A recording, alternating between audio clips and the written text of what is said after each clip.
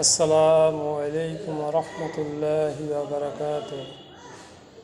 সবাই কেমন আছেন জানাবেন।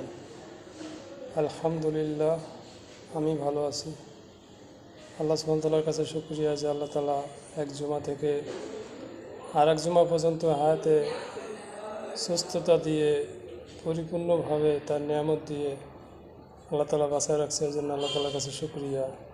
আলহামদুলিল্লাহি রাব্বিল আলামিন। সবাইকে জুমা মোবারক। জুমার দিনে সবাই গোসল দিয়ে পাক পবিত্র হয়ে আল্লাহর ঘর মসজিদে আগে আগে আসার জন্য চেষ্টা করবেন ইনশাআল্লাহ। মসজিদে আগে আগে যাওয়ার অনেক ফজিলত আমরা সবাই কম বেশি জানি। এই জন্য সবার কাছে বিনীত অনুরোধ, সবাই কাজ কাম ফারাক করে আল্লাহকে খুশি করার জন্য, জুমার নামাজ আদায় করার জন্য মসজিদে আগে আগে চলে আসবেন।